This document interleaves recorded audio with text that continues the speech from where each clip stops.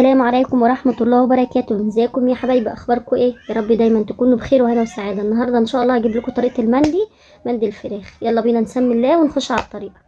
معايا فرخة متقطعة 4/4، طبعا منقوعة بخل وملح وليمون. ومعايا البهارات ملح وبهارات مندي وزعفران ومعلقة سكر.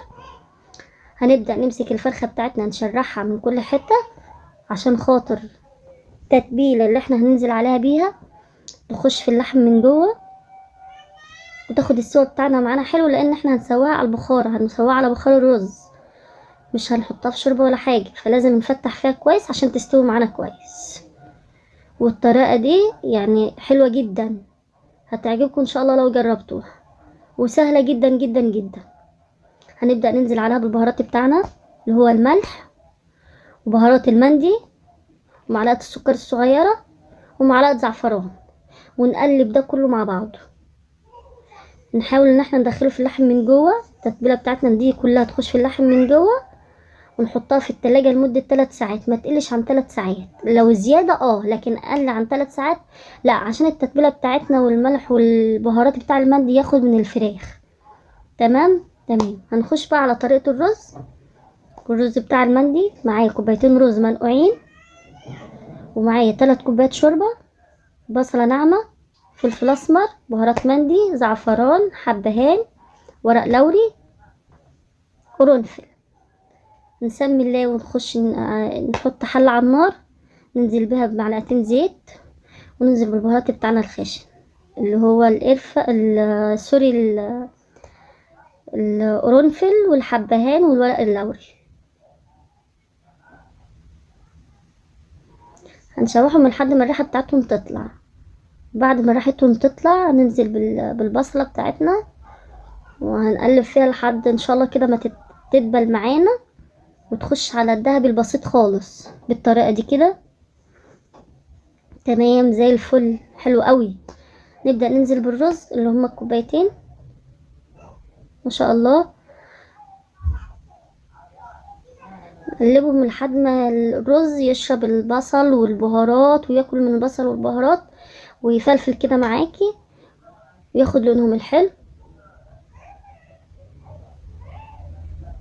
ننزل بالبهارات بتاع المندي والفلفل الاسمر، الشكل اللي حضراتكم شايفينه ده كده. وبعد كده هنبدأ ننزل بالشوربة بتاعتنا اللي هي ال3 كوبايات. طبعا انا محطتش ملح عشان الشوربة عليها ملح، فطبعا لازم نكون ظابطة. ونحط معلقة زعفران في الرز. بسم الله ما شاء الله. هنطفي بقى البوتاجاز بتاعنا ونبدأ نجيب شبكة هنحطها على الرز وننزل على الفراخ بيهم. طب افرض ما عندناش شبكة، ممكن ورق فويل تخرميه وتروحي مغلفة بيه الحلة بتاعتك، وتروح حاطة عليه الفراخ، ورقتين فويل في بعض، ورقة وفوقها ورقة، وتخرميه خرم صغنونة كده، وتروح حاطة عليه الفراخ ومغلفة فراخ بالورق الفويل بحلة الرز، ولعي عليهم، هد عليهم النار. الاول طبعا هنسيب النار عالية لحد ما الرز بتاعنا يتشرب، وبعد كده هنروح مهدين على النار ونسيبهم يستووا براحتهم خالص. والموضوع ده خد معايا ساعة الا ربع بالظبط، وما تقلقيش الرز ما حصلوش اي حاجة. تغلفيه تغليفة حلوة كده. دي ورقتين، انا حطيت ورقتين اهو. وممكن تحطيه في الفرن بحلة الرز، بس انا قلت الطريقة ديت اسهل، انا بحب اسهل عليكم. فهي يعتبر نفس طريقة الفرن، ان انتوا تحطوا حلة الرز بالفراخ في الفرن، هي نفس الطريقة، بس ده اسهل يعني سهلة ليكم. تمام. دي الفراخ بعد ما استوت اهيت، شلتها من الرز زي الفل. هنبدأ نحط عليها نقطتين زيت وندخلها الفرن على الشبكة. انا حاطة تحتها حلة، حاطة فيهم حبة شوربة، وهدخلها الفرن. بعد ما طلعت من الفرن بالشكل اللي حضراتكم شايفينه ده، هنجيب حلة الرز كان لسه على النار، هنبدأ نحط فيه الفراخ بتاعتنا المندي، كنا مولعين على فحم على النار.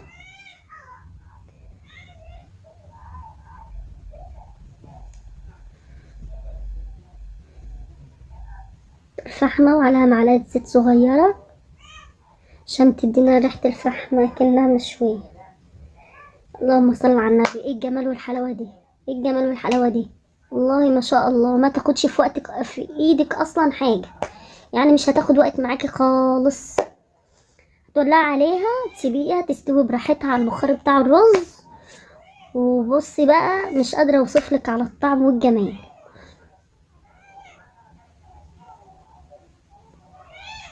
شفت اللون بتاعها عامل ازاي، ولا صلصة ولا حاجة، معلقة زيت على الوش وحطيها على وش الفراخ ودخليها الفرن، هتاخد اللون معاكي زي الفل. والتسوية جنان جنان والله.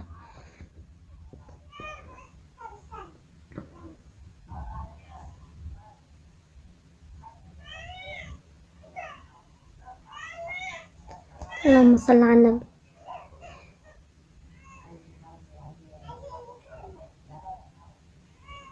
وخلاص كده الفيديو بتاعنا النهاردة خلص. ويا ريت يا حبايبي لو عجبكم الفيديو مش تنسوني ولا تبخلوا عليا بالاشتراك واللايك. السلام عليكم ورحمة الله وبركاته.